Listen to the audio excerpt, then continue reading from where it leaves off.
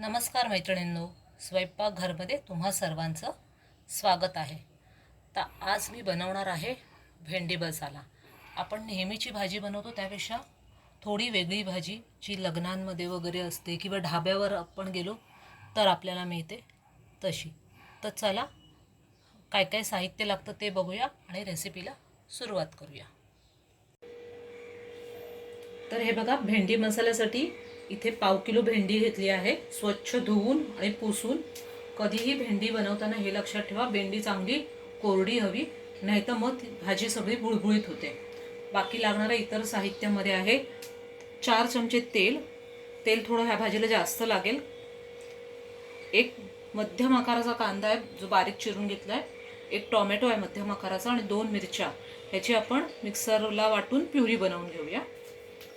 1 चमचा धना जिरा पावडर, अर्धा चमचा हळद, चवीपुरतं मीठ, 1 चमचा लाल तिखट. आपण मिरच्या घेतल्या आहेत वाटायला, त्या हिशोबाने लाल तिखट घ्या तुम्ही. आलं लसूणची पेस्ट, 2 चमचे ताजं दही.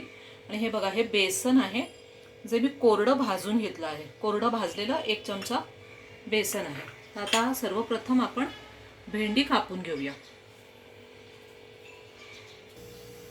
तर ही बघा, भेंडी कापली आहे. साधारण एवढ्या आकाराचे त्याचे तुकडे केले आहेत. त्याचे ते वरची दोन्ही टोकं काढून आता आपण फोडणीला सुरुवात करूया.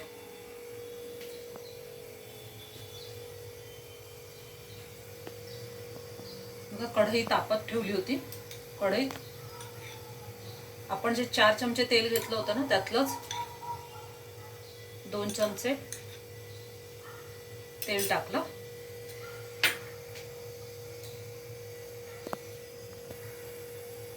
हे बघा, तेल तापलं आहे. तर भेंडी घालूया तेलामध्ये आणि ही भेंडी चांगली शिजेपर्यंत परतून घेऊया तेलात, बारीक गॅसवर. जोपर्यंत भेंडी परतली जात आहे तोपर्यंत हे जे आपलं टोमॅटो आणि मिरचीचं जे आहे ना, त्याची प्युरी बनवून घेऊया मिक्सरला. बारीक गॅस ठेवा भेंडी परतताना. हे बघा, 10 मिनिटं झाली आहे. भेंडी झाली आहे परतून. आता आपण ही भेंडी काढून घेऊया. त्याच कढईत आता उरलेलं तेल घालून घेऊया.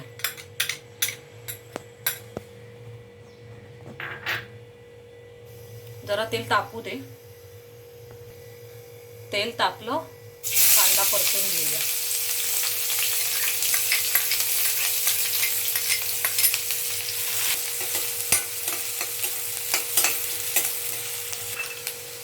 कांदा परतून झाला. आता आलं लसूण पेस्ट. गॅस बारीक करते आता. आणि ही जी आपण प्युरी करून घेतली होती टोमॅटो आणि मिरचीची, ती ॲड करते.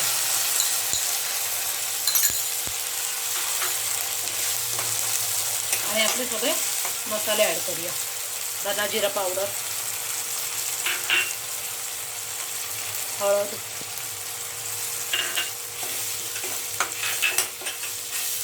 तिखट मसाला. मीठ मी अजून ॲड केलं नाही आहे. मीठ मी सगळ्यात शेवटी टाकणार आहे. आणि आता जरा हे बारीक गॅस करून झाकण ठेवून सगळे मसाले परतून घेऊया. झाकण ठेवलं मग त्याला जरा व्यवस्थित तेल सुटेल आपल्या ग्रेव्हीला. 2 ते 3 मिनिटं झाली आहेत. आपण तर झाकण उघडून बघूया. हे बघा, कसं मस्त तेल सुटलं आहे आपल्या ग्रेव्हीला. आता आपले राहिलेले जे जिन्नस आहेत ते आपण ह्याच्यात ॲड करू. आता आपलं राहिले दही आणि भाजलेलं बेसन. तर हे सगळं एकजीव होईपर्यंत 2 ते 3 मिनिटं परतून घेऊया. ही ग्रेव्ही परतण्यासाठी जरा 2 ते 3 चमचे हे मिक्सरमध्येच पाणी आहे ते घालून घेऊया. आणि जरा ग्रेव्ही व्यवस्थित परतून घेऊया. आता झाकण ठेवायची गरज नाही आहे. असंच परतून घ्या 2 ते 3 मिनिटं.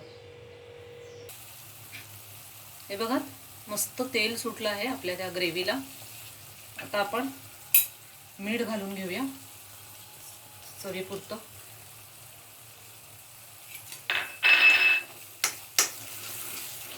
आणि ही जी आपली भेंडी आहे परतलेली ती याच्यात ॲड करून घेऊया.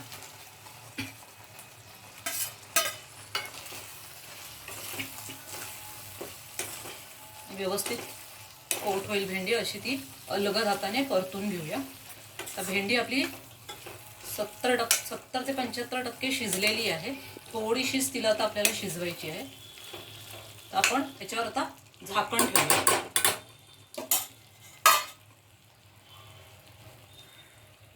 त्याला एक वाफ काढून घेऊया. आता आपण झाकण उघडून बघूया.